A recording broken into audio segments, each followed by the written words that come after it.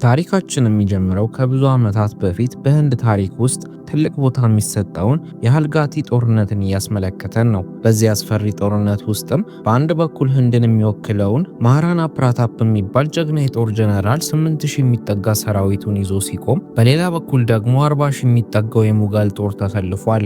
ነገር ግን የዚህ ታሪክ እውነተኛ ጀግና የፕራታፕ ሰራዊት ሳይሆን የፕራታፕ ፈረስ የሆነውና እንደ ዝሆን የገዘፈው እንደ መብረቅ የሚሮጠው እንዲሁም በሌሊት ወንዞችንና ሸለቆችን በቅጽበት የሚሻገረው ድንቅ ፈረስ ቺታክ ነው። ታሪካችንም ወደ 1920 ዓመተ ምህረት ይወስደንና ይህንኑ ታሪክ አንዲት አያት ለልጅ ልጆቻቸው ይተርኩላቸዋል። ከነዚህም ልጆች ውስጥ ጎቨንድና ታናሽ እህቱ ሲኖሩበት የጎቨንድ እህት ሁልጊዜ አያታቸው ስለ ፈረስ ብቻ ማውራታቸው እንደሰለቻት ታወራለች። ጎቨንድ ግን ፈረስ በጣም የሚወድ ልጅ ስለነበረ ፈረስ የሌለበት ታሪክ ጣዕም የለውም በማለት ለእህቱ ይመልስላታል። የጎቨንድም አባት ይመጣና ጎቨንድ ትልቅ ልጅ ስለሆነ ጎቨንድን ሰውነትህ እንደ ፈረስ ግዙፍ ነው፣ ሆኖም ግን አይምሮክ ልክ እንደ ህፃን ልጅ ነው። ይህን ያክል ፈረስ የምትወድ ከሆነም ነገውን ወደ ፈረሶቹ ጋጣ ሄደክ መስራት ጀምር ብሎ በብስጭት ተሞልቶ ይናገረዋል። ጎቨንድ በአባቱ ንግግር ምንም ሳይሰማው ስለ ቺታክ ፈረስ ማሰብ ጀምሮ አያቱን ልክ እንደ ቺታክ አይነት ፈረስ ማግኘት ምኞቱ እንደሆነ ይነግራታል። አያቱም ትክክለኛው ያንተ የሆነውን ፈረስክን አንተ ሳይሆን የምታገኘው እሱ ነው የሚያገኘክ በማለት ትልቅ ትንቢት ተናግረዋለች። በዚያን ወቅትም ህንድ ሀገር በእንግሊዝ ጦር ቅኝ ተገዝታ የነበረ ሲሆን ጎቨንድና ቤተሰቡ እናም የመንደራቸው ነዋሪዎች በአንድ ህንዳዊ የሆነ ሀገሩን ለእንግሊዝ የሸጠ ራይ ባሃዱር የሚባል ባለ ሀብት ባሪያ ነበሩ። በማግስቱም ጎቨንድ ወደ ራይ ባሃዱር ፈረስ ጋጣ ሄዶ መስራት ይጀምራል። ጎቨንድም ስለ ፈረሶች ዝርያና አካላዊ መዋቅር ያለውን ጥልቅ እውቀት ለጓደኞቹ እያስረዳ ሳለ ጃናኪ ተባለች የራይ ባሃዱር ልጅ ወደ ጋጣው ከፈረሷ ጋር ይመጣሉ። ጎቨንድም የጃናኪን ፈረስ እንዳየው በፈረሱ ግርማ ሞገስ እጅግ ተማርኮ መመልከት ይጀምራል። ወደ ፈረሱም ተጠግቶ ፈረሱ ጉሮሮ ላይ ህመም እንዳለበት በመረዳት አያቱ ስለነገሩት የተፈጥሮ መድኃኒት በመናገር መድኃኒቱን እንዲሰጡት በቅንነት ምክር ሊሰጥ ቢሞክርም ጃናኪ ግን ጎቨንድ ዝቅ አርጋ በመመልከት የጋጣ ልጅ ድንበረክን እወቅ በማለት በእንግሊዝኛ ትሰድበዋለች። ጓደኞቹም በዚህ ስድብ ሊያበሳጩት ቢሞክሩም ጎቨንድ ግን መልሶ ጃናኪን ከባድ ስድብ መስደብ ቢችልም ግን አባቱ ከጠብ እንዲርቅ የመከረውን ምክር በማስታወስ ሁኔታውን በዝምታና በትዕግስት እንዳለፈው ያወራል። ቢሆንም ግን ጎቨንድ ለጓደኞቹ ጃናኪን አንድ ቀን ለዚህ ስድቧ እንደሚበቀላት ይነግራቸዋል።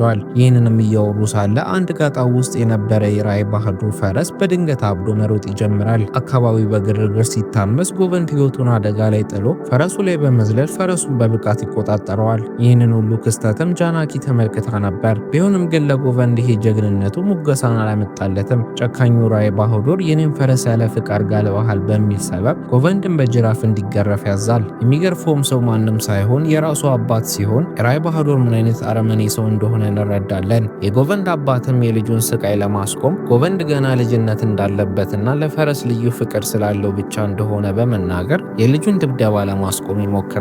ይህንንም ሙሉ ክስተትም ጃናኪ ከራይ ባሃዱር አጠገብ ሆና የተመለከተች ስለነበረ ጎቨንድ ጃናኪ የራይ ባሃዱርን ፈረስ እንደጋለበ እሷ እንደተናገረችበት በመገመት ትልቅ የበቀል ስሜት ውስጥ ይገባል። በኋላ ጃናኪ ከአባቷ ከራይ ባሃዱር ጋር ወደ እንግሊዛዊ እጮኛዋ ጄምስ ጋር ይሄዳሉ። እዛም ጄምስ ራስ ወዳድና የልጅነት ባህሪ ያለው ልጅ እንደሆነና የጃናኪ አባት ለገንዘብና ለስልጣን ብሎ ለጄምስ እንዳጫት እንረዳለን። በሌላ በኩል ደግሞ ጎቨንድ በደረሰበት ግፍ ቆስሎ ወደ ቤቱ ይሄድና አያቱ እያከሙት ጎቨንድን እነዚህ ሰዎች ሰውን ማሰቃየት ደስታቸው ነውና ጥንቃቄ አድርግ ብለው ይመክሩታል። የጎቨንድ አባት ግን በሁኔታው ክፉኛ ተቆጥቷል። አባትየውም አያትየውን ጎቨንድን አታቆላምጨው፣ ዛሬ ቀንቶ ተረፈ እንጂ አንድ ቀን ሁላችንን የሚያስገድለናል በማለት ልጁን ይወቅሳል። አባቱ በመቀጠልም የራይ ባሃዱር ቤተሰቦች የመንደር ነዋሪው ላይ ግብር እየጨመሩ የመንደሩን ህዝብ መሬት ላይ እየቀሙና ሙሉ ቤተሰቦቻቸውን ነቅለው ለባርነት ወደ ውጭ ሀገር እየላኩ እንደሆነ በምሬት ይናገራል። አያትየውም ተበሳይታ ይህንን ግፍ የሚያስቆም አንድ ሰው ያስፈልጋል ብላ ትናገራለች። የጎቨንድ አባትም ዝም ብንል ይሻላል፣ ካልሆነ ግን ወደ ውጭ ለባርነት የምንሸጠው እኛንም በማለት ተስፋ መቁረጡን ያሳያል። ትዕይንቱም ይቀየርና ወደ ውጭ ሀገር ለባርነት የሚሸጡ የአንድ መንደር ነዋሪዎች በእንግሊዞች ጦር በግዴታ የተወሰዱ እንመለከታለን። ከነዚህም ሰዎች መካከል አንድ አባት ወጣት ወንድ ልጁን ሮጦ እንዲያመልጥ እየገፋፋው ነበር። ሆኖም ግን ልጁ አባቱንና እናቱን ጥሎ መሄድ እንደማይፈልግ ቢከራከርም አባቱ ግን ልጁን ቆጣ ብሎ ያንተ ነጻነት የሁላችንም ነጻነት ነውና ሂድ በማለት በግድ እንዲያመልጥ ያደርገዋል። ልጁም እየሮጠ መሆኑ የእንግሊዝ ጦሮች ተመልክተውት ሊተኩሱበት ጠመንጃቸውን ሲያነጣጥሩበት ልጁ ሮጦ አንድ ጉድጓድ ውስጥ ይገባል። እዛም ያልታወቁ አንድ የታጠቁ ኃይሎች ልጁን አፍነውት ይዙትና ድምፅ እንዳያሰማ ያደርጉታል። እኚህም ኃይሎች በእንግሊዝ ጦር ሽፍቶች ተብለው የሚጠሩ ሲሆን የሽፍቶቹን መሪ ቪክራም የሚባል ጀግና ተዋጊ ነበር። ቪክራምም ከቡድኖቹ ጋር በመሆን በጠመንጃቸውና በሰይፋቸው ጠላቶቻቸውን ካጠፉ በኋላ ቪክራም እንግሊዛዊውን የጦር መሪን በፈረሱ ማሳደድ ይጀምራል። በመጨረሻም የእንግሊዙን ጦር መሪ ከፈረሱ ላይ ገፍትሮ ይጥለውና ወደ ባሪያዎቹ እየገፈተረ ይወስደዋል። እዛም ለአንዱ ወጣት የአባትህን ገዳይ ተበቀል በማለት ሽጉጡን ይሰጠውና ወጣቱ ሽጉጡን አቀባብሎ የጦሩን መሪ ግንባሩን ብሎ ይጥለዋል። የራይ በሃዱር ግቢ ውስጥም ሌላ አስከፊ ድራማ እየተከናወነ ነው። የራይ በሃዱር ልጅ የሆነውና የጃናኪ ወንድም የሆነው ቴጅ አንድም ባሪያ በፈረሱ እየጎተተ እያሰቃየው ነበር።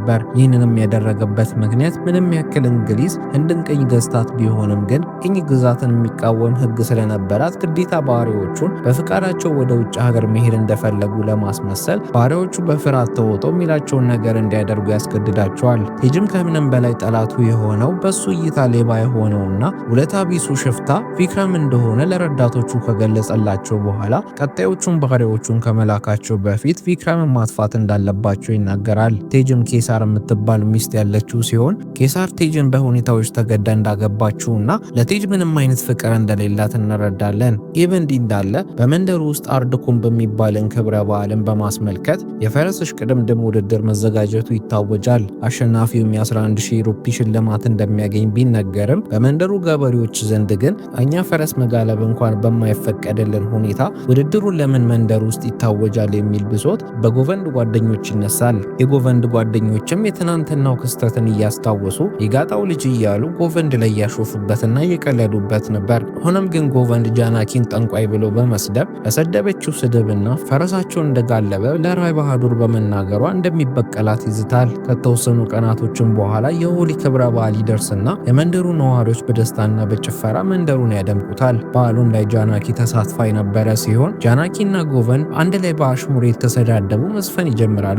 ጎቨንድም ትልቅ ብስጭት ውስጥ ገብቶ ለደረሰበት ንቀትና በደል አጸፋውን ለመመለስ የጃናኪን ፊት በቀለም ይቀባዋል። እሷም ተናዳ አንድ አጠገቡ ያለ ኮሬ ውስጥ ገፍትራ ትጥለዋለች። ጎቨንድም የጃናኪን ፊት በቀለም ስለለቀለቀው በድጋሚ ለራይ በሃዱር ተናግራ እንደምታስገርፈው በማሰብ ሕይወቱን ለማትረፍ ከአካባቢው ሮጦ ማምለጥ ይጀምራል። ልቡንም እስከሚተፋው ድረስ ጫካው ውስጥ ከሮጠ በኋላ አንድ ቦታ ለማረፍ ቁጭ ባለበት ሰዓት ላይ አንድ ግርማ ሞገስ ያለው የፈረስ ድምፅ ይሰማል። ፈረሱንም ተከትሎት በፈረሱ ውበትና አቋም በጣም ተማርኮ መመልከት ይጀምራል። ፈረሱንም አንድ ዛፍ ስር ሲሄድ እየተመለከተው ሳለ ዛፉ ስር ሽፍታው ቪክራምንና የቴጅ ሚስት የሆነችውን ኬሳርን እያወሩ ይመለከታቸዋል። ከንግግራቸውም ቪክራምና ኬሳር በድሮ ጊዜ ፍቅረኛሞች እንደነበሩና ነገሮች ስላልተመቻቹላቸው አንድ ላይ እንዳልሆኑ እንረዳለን። ቢሆንም ግን አሁን ድረስ ፍቅራቸው የጸና ስለሆነ ኬሳር ቪክራምን ጥለኸኝ ጥፋ ትለዋለች። ቪክራም ግን የሽፍታ ህይወት መጨረሻው ግንባሩ ላይ በጥይት መመታት ነው ብሎ በመናገር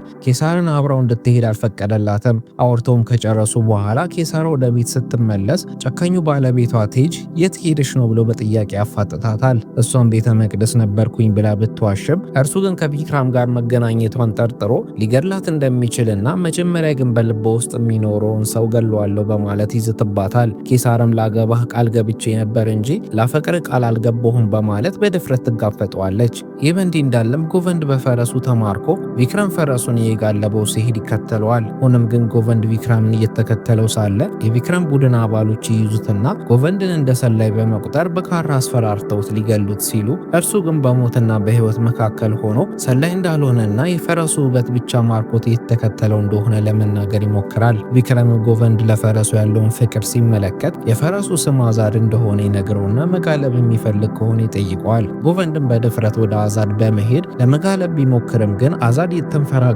በእርግጫ ሊለው እየሞከረ እንዲጋለቡ ፈቃደኛ እንዳልሆነ ለማሳየት ይሞክራል። ጎቨንድም ከቪክራም ቡድኖች ጋር ጊዜ ማሳለፍ ጀምሮ ከጎቨንድ ሰዎች ጋር ማውራት ይጀምራል። ጎቨንድም እናቱ በልጅነት እንደሞተችበትና አሁን ወደ መንደሩ ከተመለሰ ሊገደል ስለሚችል እዚህ መቆየት እንደሚመርጥ ይነግራቸዋል። የጎቨንድ ቤተሰቦችም ጎቨንድ ጠፍቶባቸው ቢያፈላልጉትም ግን ሊያገኙት አልቻሉ። ሆኖም ግን ጎቨንድ ከሌላ ጊዜ የበለጠ ደስታ ተሰምቶት ከቪክራም ቡድኖች ጋር በመቀላቀል ምሽቱን እየዘፈነና እየጨፈረ ያድራል። በማግስቱ ጠዋትም እነ ቪክራም ጉዟቸውን ሊቀጥሉ ሲሉ ቢሮ የሚባለው የቪክራም ሰው ጎቨንድን ቀስቅሶ ወደ ቤቱ እንዲመለስና ህይወቱን እንዳያበላሽ ቢመክረውም ጎቨንድ ግን ወደ ቤት መመለስ እንደማይፈልግና ቢመለስ ደግሞ ምን አይነት ቅጣት እንደሚጠብቀው ስለሚያውቅ እንደማይመለስ ይነግረዋል። ከዛም ቢሩ ፈረሱ ላይ ጭኖት አንድ ላይ መጓዝ ይጀምራሉ። መንገዳቸውም ላይ ቢሩ ለጎቨንድ የቪክራምንና የፈረሱን አዛድን ትልቅ ታሪክ ይተርክለታል። አዛድም ለቪክራም ተራ ፈረስ ሳይሆን የህይወት ውለታ ያለበት ጓደኛው ነው። ከዓመታትም በፊት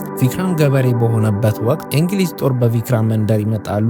እዛም አንዲት ፈረስ ያለ ጊዜው የተወለደውንና በጣም ደካማ የነበረውን ግልገሏን ስትገላገል እንግሊዞቹ ግልገሉን ደካማ ፈረስ ነው ብለው ሊገሉት ሲሉ ቪክራም ጣልቃ ገብቶ ግልገሉን ወይንም አዛድን እንዳዳነው ይነግረዋል። ቪክራም አዛድን በብር ገዝቶ ከሞት በማትረፉ አዛድ አሁንም ድረስ ለጌታው ያለው ታማኝነት ወደር የለውም። ህይወቱን የሰጠው ቪክራም ስለሆነ አዛድም ለቪክራም ህይወቱን ለመስጠት ዝግጁ ነው። ጎቪንድም ይህንን ታማኝነት እያየ በፈረሱ ፍቅር ይበልጥ ይነደፋል። ምሽቱንም ካምፕ አድርገው ሲያርፉ ጎቨንድ ለአዛድ ልዩ እንክብካቤ ለመስጠት ይሞክራል። ሳራ ቀርቦለት ሊዳብሰውን ቢሞክርም አዛድ ግን አሁንም ለቪክራም እንጂ ለሌላ ሰው እምነቱን የማይሰጥ ኩሩ ፈረስ መሆኑን ያሳየዋል። ቪክራምን መጥቶ ሰውን በጉቦ መግራት ይቻላል፣ ፈረስን ግን ለመግራት በሳር ወይንም በሌሎች ጉቦዎች እንደማይሰራና አንድም ፈረስን ለመግራት ትልቅ ድፍረትንና ፍቅርን ይጠይቃል በማለት ለጎቪንድ ምክር ይሰጠዋል።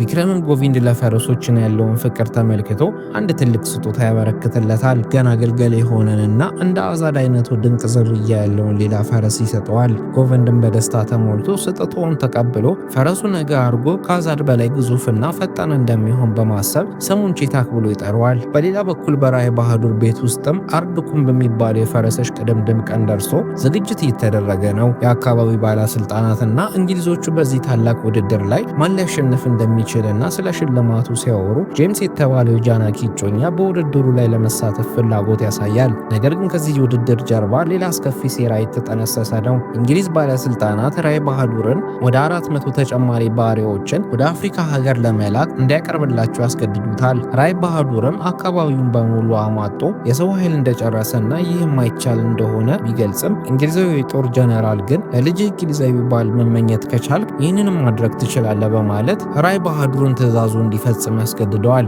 በሌላ በኩል ደግሞ ጎቪንድ ከቪክራም በስጦታ መልክ የተሰጠውን ፈረስ እየጋለበ ከነ ቪክራም ጋር ተቀላቅሎ የተጓዘ ነው። ጎቪንድም እነ ቪክራም ለምን ሽፍታ እንደሆኑ ሲጠይቀው ቪክራም ሽፍታ እንዳልሆኑና ይህንን ስም የሰጧቸው ጠላቶቻቸው እንደሆኑ ይነግረዋል። የእነሱም ዋነኛ የትግላቸው መርህ ለፍትህ መዋጋትና ተበድለው የተጨቆኑትን ያሉትን ሀገራቸውን ሰዎችን ነፃ ማውጣት እንደሆነ ይነግረዋል። ጎቪንድም የእናንተን ቡድን እስከተቀላቀልኩኝ ድረስ እኔም ፍትህ ማግኘት ስላለብኝ ጃናኪ መበቀል አለብኝ በማለት ያወራል። ቪክራም ግን ጎቨንድ ጃናኪን ለመበቀል ያነሳሳው ጥላቻ ሳይሆን ይህንን ፍቅር ሊሆን እንደሚችል በመግለጽ በሴት ልጅ በፍቅር ከመውደቅ ይልቅ ከፈረስ ላይ መውደቅ ይቀላል በማለት ልቡ ሊቀየር እንደሚችል ይነግረዋል። በኋላም ላይ ጎቨንድ እውነተኛ ተዋጊ ለመሆን ከቢሩ ጋር የትግል ስልጠና ይጀምራል። መጀመሪያም ላይ ቢሩ በተደጋጋሚ መሬት ላይ ቢዘረረውም ጎቨንድ ግን ተስፋ ሳይቆርጥ ተደጋግሞ በመነሳት በመጨረሻ ቢሩን ጥሎ በማሸነፉ የቡድኑን አድናቆት ያተርፋል። ከስልጠናውም በኋላ ጎቪንድ ቪክራም እንዴት ከገበሬነት ወደ ሽፍታነት እንደተቀየረ ለማወቅ ይጓጓና ቢሩ ልብ የሚነካውን የቪክራምን ታሪክ ይነግረዋል። በድሮም ጊዜ ቪክራም ገበሬ ነበረና በራይ ባሃዱር ቤት ውስጥ ከታማኙ ፈረሱ ከአዛድ ጋር የሚኖር ነበር። የዛኔም አሁን ላይ በራይ ባሃዱር ቤት ውስጥ የታሰረችው ኬሳር የቪክራም ፍቅረኛ እንደነበረችና ቪክራምና ኬሳር የሚያስቀና የፍቅር ግንኙነት ነበራቸው። ሆኖም ግን አንድ ቀን ላይ የራይ ባሃዱር ልጅ የሆነው ቴጅ የኬሳርን ውበት ተመልክቶ በመማረኩ የተነሳ ኬሳርን የራሱ ለማድረግ ቆርጦ ይነሳል። ሆኖም ግን ኬሳር ልቧ ለቪክራም ብቻ ስለነበረ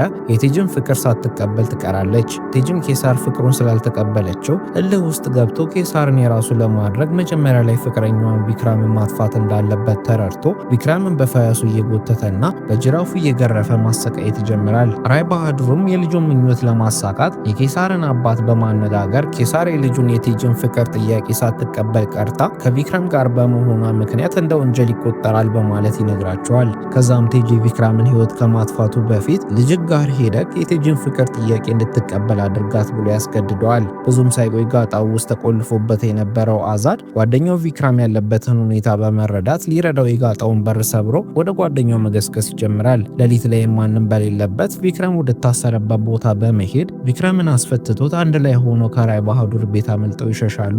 ከዛ ቀንም ጀምሮ ቪክራም ሁሉን ነገሩን ቢያጣም ግን በእንግሊዞቹ ጦር ልክ እንደሱ ሁሉም ነገሮቻቸውን ያጡትን በመሰብሰብ የነጻነት ተዋጊ ያደርጋቸዋል። ጎቪንድም አሁን ስለ ቪክራም ሕይወትና ስለሚዋጉለት ዓላማ ጥልቅ ግንዛቤ እያገኘ ነው። የነ ቪክራምም ትግል የግል በቀል ሳይሆን ለፍትህና ለነጻነት የሚደረግ መስዋዕትነት መሆኑን እየተረዳ መጥቷል። በሌላ በኩል ደግሞ የእንግሊዝ ባለስልጣናት አዲስ የመለመሏቸውን ባሪያዎችን ይዘው ወደ ሳውዝ አፍሪካ የተጓዙ ነው። እነ ቪክራም ይህንን ግፍ ለማስቆም የተዘጋጁ ነው። ጎቪንድም ቪክራምን ሁልጊዜ ካንተ ጋር ነኝ በማለት ለቪክራም ያለውን ታማኝነት ያሳያል። ሆኖም ግን እነ ቪክራም ባሪያዎቹን ለማስፈታት ጥቃት ሲፈጽሙ ያልተጠበቀ ክህደት ይገጥማቸዋል። የቪክራም ታማኝ ሰራተኛ የነበረው ቢሩ እነ ቪክራምን ለጠላት አሳልፎ በመስጠቱ እንግሊዞቹ ቪክራምን ለማጥፋት ይዘውት የሚጓዟቸው ባሪያዎች ሳይሆኑ እንግሊዞቹ ጦር ስለነበሩ መሳሪያ ታጥቀው እያጠቋቸው ነበር።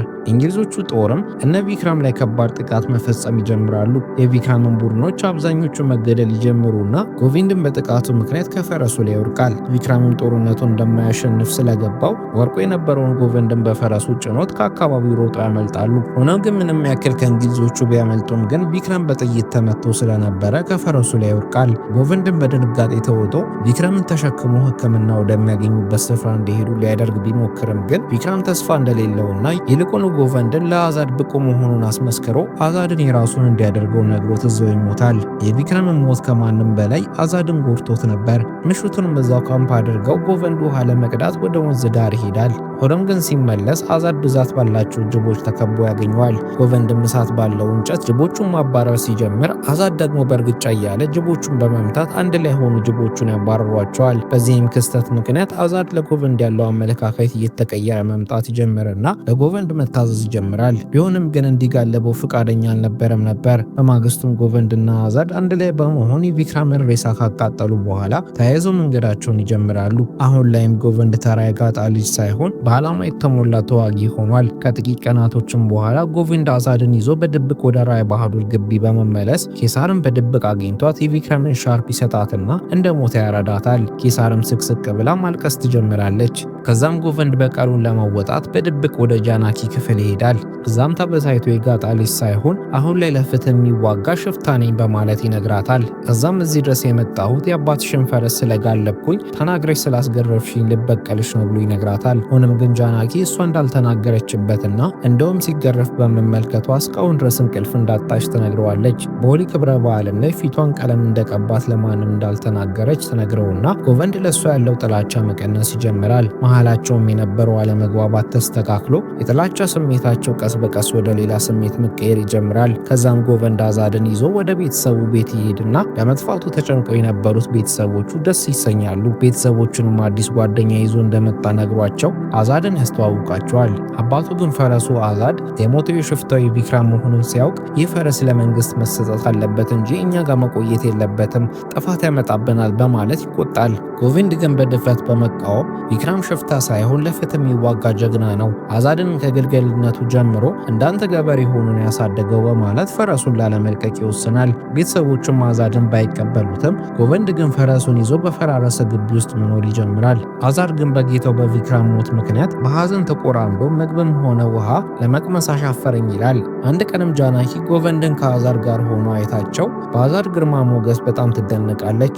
አዛድን ፈጣን ፈረስ ነው የሚሆነው በማለት ጎቪንድን የአርድ ኮምብሽ ቅድምድም ላይ ለምን አትሳተፍም የሚል ሀሳብ ታቀርብለታለች። ጎቪንድ ግን በመጀመሪያ ላይ ፈቃደኛ ባይሆንም ግን ጃናኪ አነሳስተው ውድድሩ እንዲሳተፍ ታስማማዋለች። ሆኖም ግን ጎቪንድ አዛድን አገባብቶ እንዲጋለበው ፈቃደኛ ስላልሆነለት ትልቅ ፈተና ይሆንበታል። ከዚህም በተጨማሪ አዛድ ምግብ አልበላም እያለው ስለነበረ የአዛድ ጥንካሬና ፍጥነት እየቀነሰ ይመጣል። ጎቪንድም ለአዛድ ያለውን ፍቅርና ታማኝነት ለማሳየት አንተ ካልበላህ እኔም አልበላም በማለት ከፈረሱ ጋር አብሮ መራብ ይጀምራል። ይህ ጥልቅ ስሜትም አዛድን ማለስለስ ይጀምራል። በመጨረሻም ጃናኪ ጎቪንድን በድብቅ እየረዳችው አዛድ ጥንካሬውን እንዲያገኝ የተለያዩ ምክሮችን ትሰጠዋለች። አዛድም ቀስ በቀስ ለጎቪንድ እጁን መስጠት ይጀምርና እንዲጋለበው ፈቃደኛ መሆን ይጀምራል። በሐዘን የተጎዳውም የአዛድ ልብ በአዲሱ ጌታው ፍቅር መፈወስ ይጀምራል። ጎቪንድና ጃናኪን ፈረሶቻቸውን ይዘው በድብቅ አብሮ ልምምድ ማድረግ ይጀምራሉ። ቀድሞ ጠላት የነበሩት እነዚህ ሁለት ወጣቶችም አሁን ላይ በፈረሶቻቸው ሰበብ የጠበቀ ፍቅር ውስጥ ይወድቃሉ።